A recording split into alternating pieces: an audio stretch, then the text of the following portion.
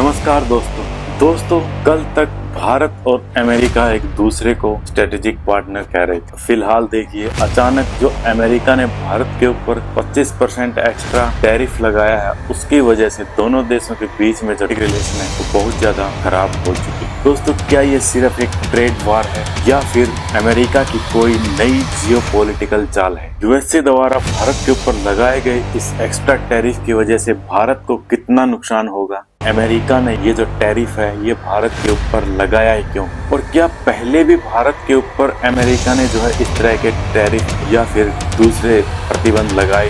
सबसे बड़ा सवाल कि अमेरिका की इस कार्रवाई के आगे भारत ने क्या जवाब दिया है वो इस वीडियो में हम जानेंगे। चलिए वीडियो को शुरू करते हैं। दोस्तों 30 जुलाई 2025 को अमेरिकी राष्ट्रपति डोनाल्ड ट्रंप ने भारत के ऊपर 25% टैरिफ लगाने की बात कही और साथ ही कहा कि अगर भारत उसकी शर्तों को नहीं मानता है तो उसके ऊपर आने वाले समय में 25% एक्स्ट्रा टैरिफ लगाया जाएगा। और ये जो एक्स्ट्रा 25% टैरिफ है ये 27 अगस्त से लागू हो चुका है। चलिए दोस्तों बात करते हैं कि ये जो टैरिफ है ये अमेरिका ने भारत के ऊपर लगाए क्यों। दोस्तों इसका सबसे पहला कारण तो ये है कि अमेरिका का आरोप है कि भारत जो है उसके बाजार में अरबों डॉलर का जो सामान है वो बेच रहा है, लेकिन अमेरिकी कंपनियों को भारत के बाजार में उतनी पहुंच नहीं मिल पाई है जितनी की भारतीय कंपनियों को अमेरिका में। दोस्तों भारत और अमेरिका के बीच में साल 2024 में ही 131.84 बिलियन यूएस डॉलर का जो बायलैटरल ट्रेड है वो हुआ है, जिसमें कि अमेरिका ने जो भारत को एक्सपोर्ट किया है वो है 41.5 बिलियन यूएस डॉलर और भारत ने जो अमेरिका को एक्सपोर्ट किया है वो है 87.3 बिलियन यूएस डॉलर। इससे साबित होता है कि ये जो व्यापार है वो भारत के पक्ष में है, यानी कि इस व्यापार से जो है भारत मुनाफा कमा रहा है और अमेरिका को करीब 40 से 45 बिलियन यूएस डॉलर का व्यापार घाटा हो रहा है। अब दोस्तों आप लोग सोच रहे होंगे कि ऐसा कैसे हो सकता है कि अमेरिका किसी देश के साथ व्यापार करे और वो खुद घाटे में रहे। तो देखिए दोस्तों यहाँ पर अमेरिका की भी एक मजबूरी है। 1991 के बाद जिस तरह से चाइना एक पावर बन के उभरा है, उसको इंडो पैसिफिक रीजन में काउंटर करने के लिए अमेरिका को चाहिए था एक दोस्त जो इस रीजन में जो है अमेरिका की चौधराहट को बनाए रख सके। लेकिन 1998 के बाद जो है अमेरिका ने भारत के ऊपर बहुत सारे सैंक्शंस लगाए हुए थे, इसलिए भारत अमेरिका से दोस्ती इतनी जल्दी नहीं कर सकता था। तो अमेरिका ने क्या किया कि अमेरिका ने जो है भारत के लिए अपने बाजार खोल दिए। अमेरिका ने 2001 के बाद भारत के ऊपर से जो है धीरे धीरे करके वो सैंक्शंस हटाने शुरू किए और भारत को जो है जीएसपी यानी जनरलाइज्ड सिस्टम ऑफ प्रेफरेंस में रखा, ताकि भारत जो है वो अमेरिका के साथ व्यापार करे और अमेरिका से मुनाफा कमाए, जिसके कारण भारत अमेरिका के ऊपर ट्रस्ट करना शुरू करे और उसका दोस्त बन जाए, उससे दोस्ती कर ले। तो दोस्तों कुल मिलाकर ये जो मुनाफा है ये एक तरह से अमेरिका की मजबूरी भी है, जिसको आज ट्रम्प ये बोल रहे हैं कि भारत जो है उसके साथ व्यापार करके मुनाफा कमा रहा है। दूसरा सबसे अहम कारण दोस्तों ये है कि जब से रसिया और यूक्रेन का वार चल रहा है उसके बाद से भारत जो है रसिया से तेल खरीदकर और उसको रिफाइन करके दूसरे देशों को बेच रहा है, जिससे भारत बहुत ज्यादा मुनाफा कमा रहा है। इसी बात से भी अमेरिका जो है वो चिढ़ा हुआ है कि भारत जो है वो रसिया से तेल क्यों इंपोर्ट कर रहा है। और इसका तीसरा कारण दोस्तों ये है कि भारत और रसिया के जो रिलेशन है वो शुरू से ही मजबूत रहे हैं। भारत यूएसए से इतनी ज्यादा रक्षा खरीद नहीं करता है जितनी कि रसिया से। रसिया हमेशा से ही भारत का जो है डिफेंस के उपकरणों के मामले में पार्टनर रहा है। हम जो है वो शुरू से ही रसिया के बने हुए उपकरण खरीदते हैं, चाहे वो मिग या सुखोई फाइटर जेट्स हो, S-400 डिफेंस सिस्टम हो या फिर ब्रह्मोस मिसाइल को साथ मिलकर बनाया हो। लेकिन भारत जो है वो अमेरिका से इस तरह के जो रक्षा खरीद है वो नहीं करता है। हाँ लेकिन थोड़ा बहुत करता है अमेरिका के साथ भी, जैसे C-17 ग्लोब मास्टर हो गया, C-130J super Hercules transport aircraft हो गया या फिर P-8I जैसा सर्विलांस एयरक्राफ्ट है। ऐसी खरीदें सेकेंडरी यूज की जो है वो भारत अमेरिका के साथ भी करता है, सिर्फ ये दिखाने के लिए कि देखो भाई हम तुमसे भी जो है डील कर रहे हैं। लेकिन जो फर्स्ट प्रायोरिटी की जो चीजें हैं जैसे भी फाइटर जेट हो गया और ये सब, ये जो है वो भारत हमेशा रसिया या दूसरे देशों से ही खरीदता है। इसमें दोस्तों एक सबसे बड़ा कारण ये भी है कि अमेरिका जो है वो जब भी किसी देश को अपना जो रक्षा उपकरण बेचता है तो वो उसको अपना टेक्नोलॉजी ट्रांसफर है वो नहीं करता, जबकि रसिया जो है भारत को जो चीजें बेचता है उनका वो टेक्नोलॉजी ट्रांसफर है वो भी करता है। और दोस्तों कुछ एक्सपर्ट लोग जो है वो अमेरिका के जो हथियार उनकी विश्वसनीयता पर भी सवाल उठाते हैं। वो कहते हैं कि अमेरिका जो हथियार दूसरे देशों को बेचता है वो उन हथियारों की तुलना में बहुत लो क्वालिटी के होते हैं जो हथियार अमेरिका खुद यूज करता है। इसलिए भी जो भारत है वो अमेरिका से जो रक्षा उपकरण है वो खरीदने से थोड़ा बचता है। और दोस्तों फिलहाल जो है भारत को अपनी रक्षा जरूरतों को पूरा करने के लिए करीब 114 के आसपास फाइटर जेट्स की आवश्यकता है जो 5वीं पीढ़ी के हो। जब तक भारत का खुद का जो AMC है फाइटर जेट बनाने का जो प्रोजेक्ट चला हुआ है वो पूरा नहीं होता, तब तक भारत को जो ये फाइटर जेट है वो दूसरे देशों से ही खरीदने पड़ेंगे। और दोस्तों प्रधानमंत्री मोदी की फरवरी में जो अमेरिका यात्रा थी उस दौरान वाशिंगटन में अमेरिका के राष्ट्रपति ने मोदी जी के सामने ये प्रस्ताव भी रखा था कि वो जो है अमेरिका का F-35A जो स्टेल्थ फाइटर जेट है वो खरीद ले। Starting this year, we'll be increasing military sales to India by many billions of dollars. We're also paving the way to ultimately provide India with the F-35 stealth fighters. In 2017, my administration Bharat ने इसके ऊपर दोस्तों विचार भी किया था, लेकिन बाद में जो अमेरिका का ये प्रस्ताव था इसको उसने ठुकरा दिया। दोस्तों यही कारण है कि अमेरिका चाहता है कि भारत जो है वो उसके द्वारा बनाए गए हथियार खरीदे, ना कि किसी दूसरे देश के द्वारा बनाए गए या खुद बनाए गए हथियार जो है वो प्रयोग करे। और दोस्तों इस टैरिफ वॉर के पीछे जो सबसे बड़ा कारण है वो ये है कि अमेरिका जो है वो भारत के साथ एक ट्रेड डील करना चाहता है। अमेरिका चाहता है कि भारत जो है वो उसके डेयरी प्रोडक्ट और एग्रीकल्चर जो प्रोडक्ट है जैसे घी, दूध, मक्खन और चावल और गेहूं के लिए अपना जो बाजार है वो खोले और उनके इंपोर्ट पर लगाए गए टैरिफ को कम करे। दरअसल दोस्तों अमेरिका जो है जो भारत के साथ उसको करीब 45 अरब डॉलर का जो व्यापार घाटा हो रहा है उसकी भरपाई के लिए चाहता है कि भारत उसके प्रोडक्ट्स के लिए अपने बाजार जो है वो खोले। और दोस्तों अमेरिका जो है वो अपने डेयरी प्रोडक्ट्स के ऊपर जो है सब्सिडी देता है, जिसके कारण भारत को ये डर है कि जैसे ही अमेरिका के जो डेयरी प्रोडक्ट्स है वो भारत में आएंगे तो वो जो है भारतीय जो डेयरी प्रोडक्ट्स है उनसे सस्ते होंगे, जिसके कारण भारतीय जो किसान और पशुपालक हैं उनको काफी ज्यादा नुकसान होगा। हाल ही में SBI की एक रिपोर्ट आई थी जिसमें कहा गया था कि अगर भारत अमेरिकी प्रोडक्ट्स को अपने बाजार में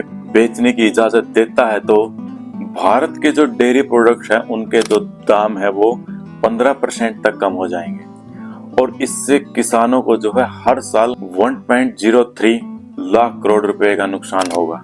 इसके अलावा दोस्तों भारत जो है वो अमेरिका से आने वाले डेयरी प्रोडक्ट्स जैसे दूध या घी के लिए ये भी प्रमाणीकरण चाहता है कि वो जो प्रोडक्ट है वो उन गायों के दूध से बने हुए होने चाहिए जिनको जानवरों का मांस या खून फीड में नहीं दिया जाता है।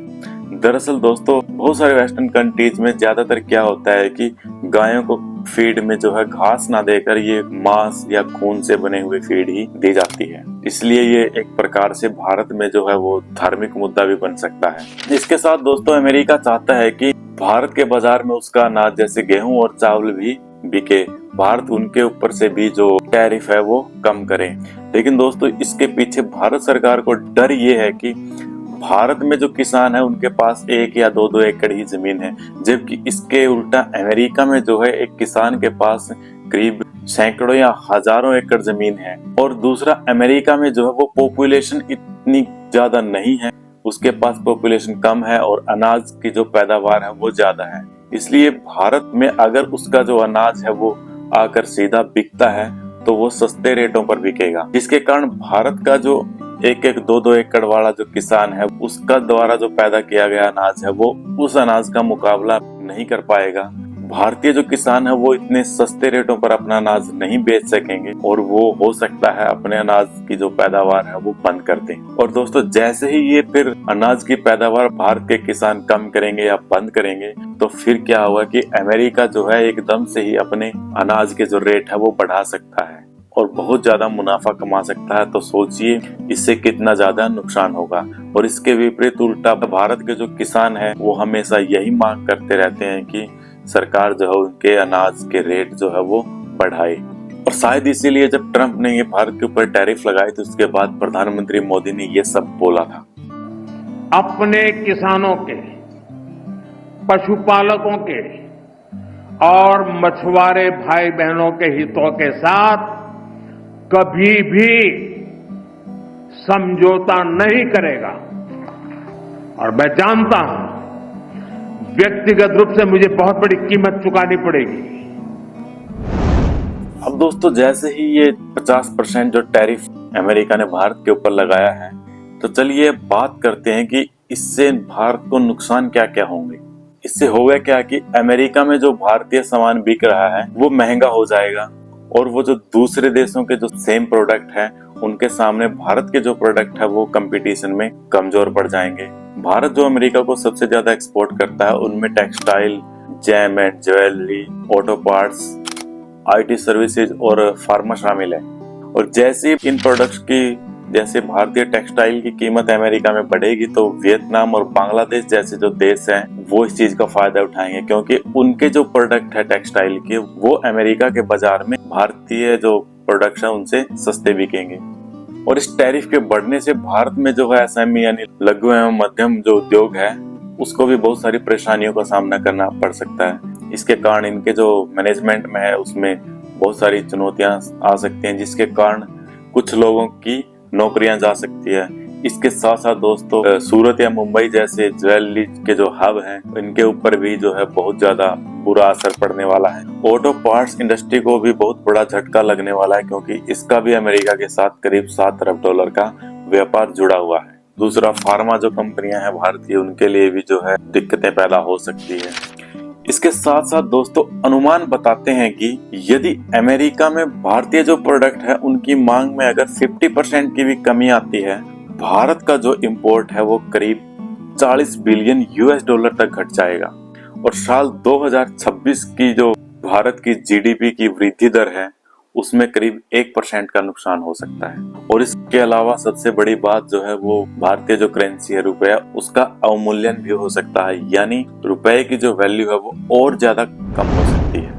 अब अगर दोस्तों बात करें कि भारत जो है इस नुकसान से कैसे उभर सकता है और भारत के पास क्या क्या विकल्प मौजूद है, तो दोस्तों सबसे पहले जो है भारत के पास और भी कई रास्ते मौजूद हैं। भारत के विदेश मंत्रालय के अनुसार भारत व्यापार के नए अवसरों की तलाश करेगा, जिनमें कि दक्षिण एशिया, अफ्रीका और लैटिनी जो देश हैं वो फर्स्ट प्रायोरिटी पर हैं। इसके अलावा भारत जो है वो डोमेस्टिक प्रोडक्शन को और ज्यादा मजबूत करके इस समस्या से जो है उभर सकता है। और भारत के सरकार के कुछ लोगों का कहना है कि भारत को है जो अपने प्रोडक्ट्स है वो खुद ही यूज करने पड़ेंगे, इससे जो है हम इस लॉस से बच सकेंगे। फ्री ट्रेड एग्रीमेंट्स के जरिए अपने व्यापार को बढ़ाने के लिए नए रास्ते खोल सकते हैं। दरअसल दोस्तों अमेरिका का भारत के ऊपर इस टैरिफ लगाने की असली वजह जो है वो रसिया और भारत की नजदीकियां हैं। शुरू से बात करें दोस्तों तो अमेरिकी जो राष्ट्रपति है डोनाल्ड ट्रंप, उन्होंने अपने इलेक्शन के कैंपेन में ये बात कही थी कि वो जो है राष्ट्रपति बनने के बाद रसिया और यूक्रेन का जो वॉर है वो उसको रुकवा देंगे, लेकिन वो अभी तक ऐसा करने में सफल नहीं हुए हैं। तो इसके लिए उसने दूसरे तरीके से काम करना शुरू किया है,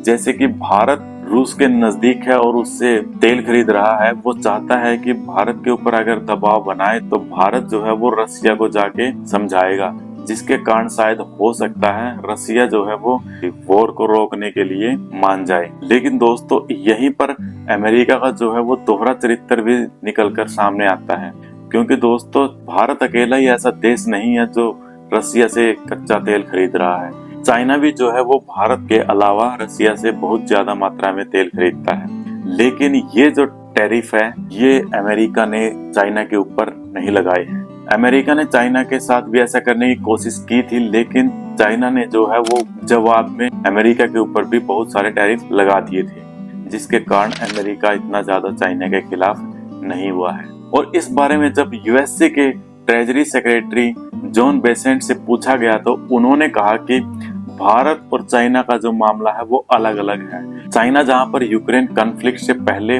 रसिया से 13% जो ऑयल है वो परचेज करता था, उसके बाद जब यूक्रेन कॉन्फ्लिक्ट हुआ तो चाइना जो है वो 16% ऑयल को खरीद रहा है। लेकिन वह यानी कि उसने जो है इतनी ज्यादा बढ़ोतरी अपनी खरीद में नहीं की है।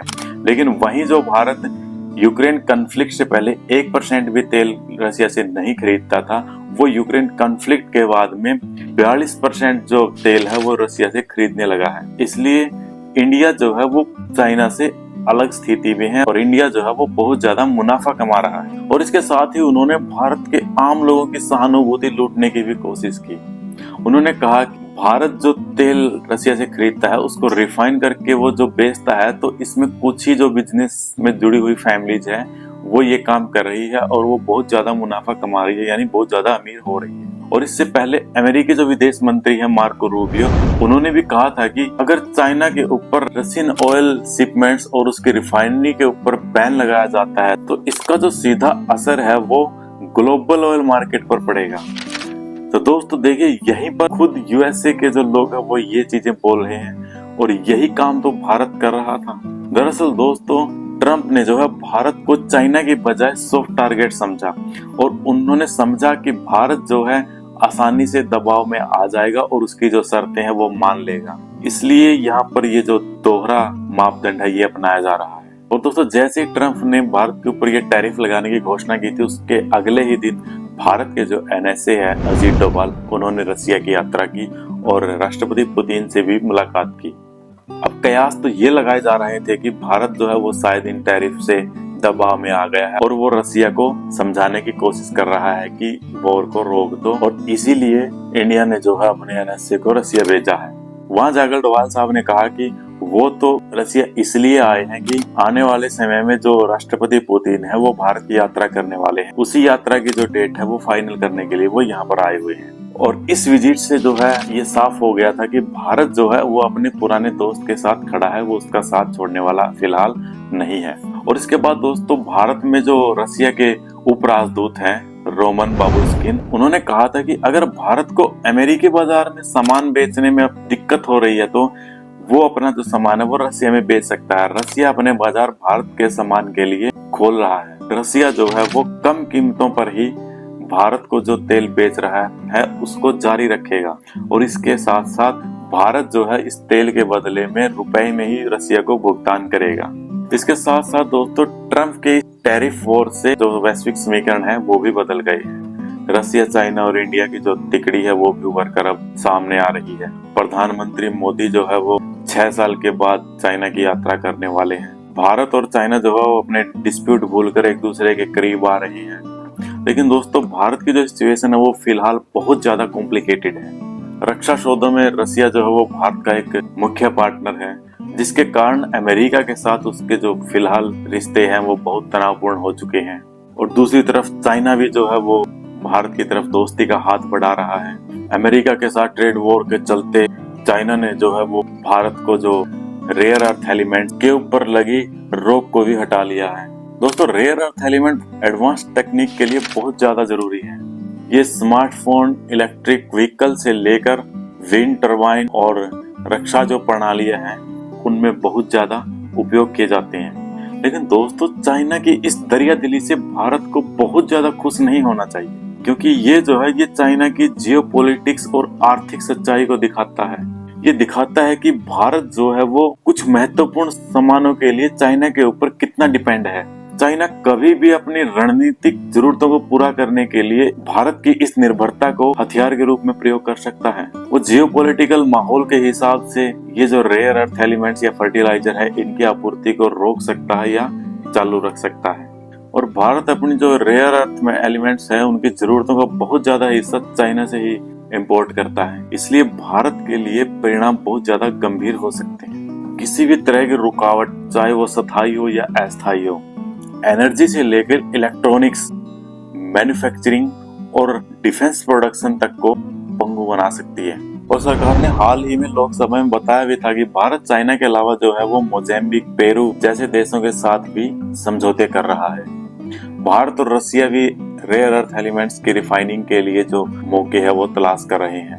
और प्रधानमंत्री मोदी ने भी स्वतंत्रता दिवस के अवसर पर कहा था कि भारत जो है वो महत्वपूर्ण जो खनिज है उनके क्षेत्र में आत्मनिर्भर बनने के लिए पूरी कोशिश कर रहा है।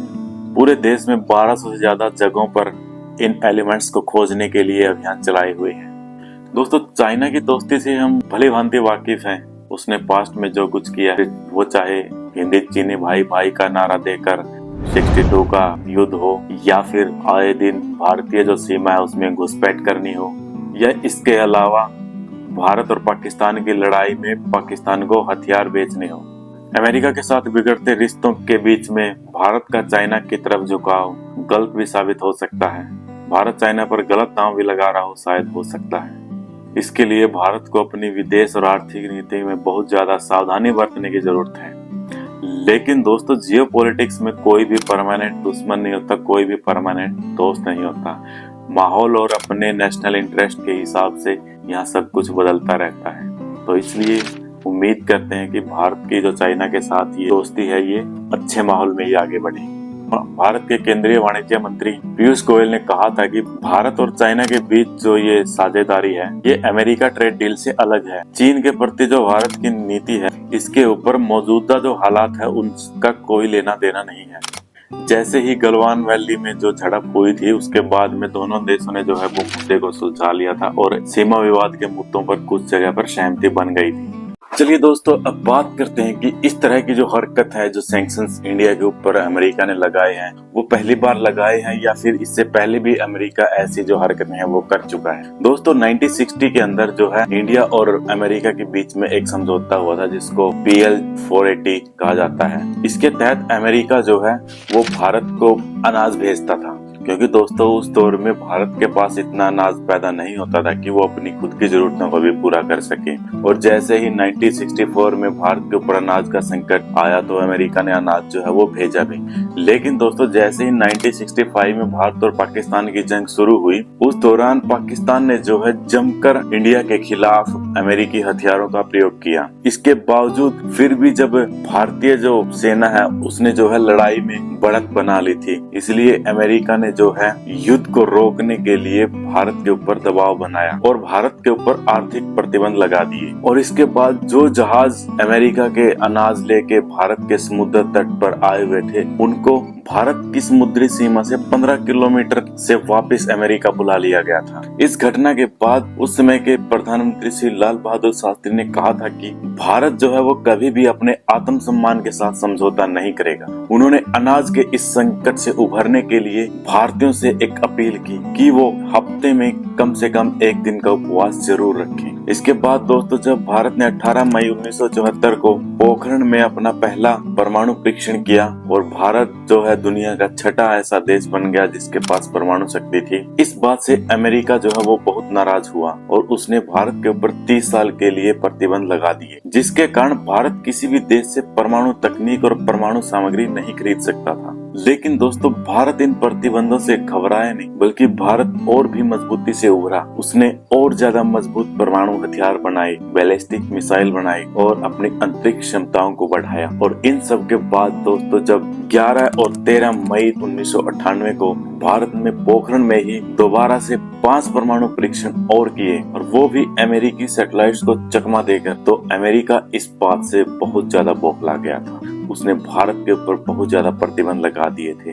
भारत को दी जाने वाली जो आर्थिक सहायता है उसको भी उसने बंद कर दिया था और उसने दूसरे देशों के ऊपर भी दबाव बनाया कि वो भारत के साथ व्यापार ना करें और भारत में जो है निवेश ना करें। अमेरिका ने भारत की परमाणु ऊर्जा से जो भी कंपनियां जुड़ी हुई थी उनके ऊपर भी बैन लगा दिया था। हालांकि दोस्तों, इंडो पैसिफिक रीजन में चाइना के बढ़ते प्रभाव को काउंटर करने के लिए उसने अपनी एक अलग मजबूरी के कारण ये जो प्रतिबंध है ये धीरे धीरे भारत के ऊपर से हटाना भी शुरू कर दिया था। दोस्तों, इस पूरे पूरे सिनेरियो में जो है अमेरिका का दोगलापन है वो खुलकर सबके सामने आया। एक तरफ तो जो अमेरिका है वो लोकतंत्र का ठेकेदार बनता है और दूसरी तरफ वही अमेरिका दुनिया के सबसे बड़े लोकतंत्र के ऊपर अपनी शर्तें थोप रहा है। क्या भारत अमेरिका का गुलाम है जो अमेरिका उसके ऊपर अपनी शर्तें थोप रहा है? पूरी दुनिया में लोकतंत्र की पैरवी करने वाला अमेरिका एक स्वतंत्र राष्ट्र के ऊपर दबाव बना रहा है कि वो उसकी शर्तों को मान। क्या ये अमेरिका का एक तरह का नया उपनिवेशवाद का तरीका नहीं है? दोस्तों, अमेरिकी प्रतिबंधों के आगे भारत न तो कभी झुका था और न फिलहाल झुकने वाला है। जब ट्रम्प ने ये एक्स्ट्रा टैरिफ भारत के ऊपर लगाने की घोषणा की थी, उसके बाद भारत के विदेश मंत्रालय के प्रवक्ता जो है रणधीर जायसवाल, उन्होंने कहा था कि यूक्रेन कॉन्फ्लिक्ट के बाद जो रशिया की ऑयल सप्लाईज है वो यूरोप से जो है डाइवर्ट हो गई थी, जिसके कारण ग्लोबल एनर्जी मार्केट की स्टेबिलिटी के कारण ही भारत ने जो है रशिया से तेल खरीदने का फैसला किया था। और भारत के इस फैसले को अमेरिका ने भी जो है सपोर्ट किया था। उन्होंने कहा कि भारत को जहां से ठीक लगेगा वो वहां से तेल खरीदेगा। और इसके साथ ही उन्होंने कहा कि जो अमेरिका रशिया से तेल खरीदने को लेकर भारत को ब्लेम कर रहा है, जबकि पूरा यूरोप जो है वो 67.5 बिलियन यूएस डॉलर का जो व्यापार है वो रशिया के साथ कर रहा है। और साल 2022 में जिस यूरोप ने रशिया से 15.21 million ton of LNG import की थी, उसी यूरोप ने यूक्रेन कॉन्फ्लिक्ट के बाद साल 2024 में जो है रशिया से 16.5 टन ऑफ मिलियन एलएनजी है वो इंपोर्ट की है। साथ ही उन्होंने कहा कि जो अमेरिका भारत को ब्लेम कर रहा है, वही अमेरिका खुद रशिया से जो है अपने परमाणु प्रोग्रामों के लिए यूरेनियम खरीदता है, अपने इलेक्ट्रिक व्हीकल इंडस्ट्री के लिए पैलेडियम खरीदता है और इसके साथ साथ ही फर्टिलाइजर और दूसरे जो केमिकल है वो रशिया से खरीदता है। लेकिन बदनाम केवल भारत को ही कर रहा है। कुछ दिन बाद भारत के विदेश मंत्री एस जयशंकर रशिया की यात्रा पर थे, तो उन्होंने ये जो बयान दिया था, इससे ये बात और भी ज्यादा पुख्ता हो जाती। If you have a problem buying oil from India, oil or refined products, don't buy it. Nobody forced you to buy it. I mean, but Europe buys, America buys.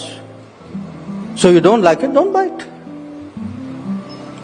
That's a good point. तो दोस्तों, ये जो है ये कहानी थी America द्वारा भारत के ऊपर लगाए गए टैरिफ की, जहां पर अमेरिका भारत के ऊपर दबाव बना रहा है, लेकिन भारत के पास भी बहुत सारे दूसरे विकल्प मौजूद हैं। दोस्तों, ये सिर्फ व्यापार का ही झगड़ा नहीं है, ये उस नई जियोपॉलिटिक्स की झलक है जहां पर फैसला सिर्फ पैसे और ताकत के दम पर नहीं बल्कि रणनीति पर भी टिका हुआ है। अब दोस्तों, सबसे बड़े सवाल ये है कि क्या भारत और अमेरिका के जो रिश्ते हैं वो दोबारा से फिर पटरी पर आएंगे, या फिर दोनों देश एक दूसरे को जो है धीरे धीरे अलग कर देंगे? और क्या इस अमेरिका भारत की खींचतान के बीच भारत, रशिया और चाइना की जो दोस्ती है वो और भी गहरी हो जाएगी? अब ये सब तो दोस्तों आने वाला वक्त ही बताएगा। दोस्तों, अगर आपको ये वीडियो अच्छा लगा हो तो लाइक और शेयर करना ना भूलें, और हाँ, हमारे चैनल को सब्सक्राइब जरूर कीजिए ताकि आपको जियोपॉलिटिक्स की ऐसी ही रोमांचक जानकारियां मिलती रहे। धन्यवाद।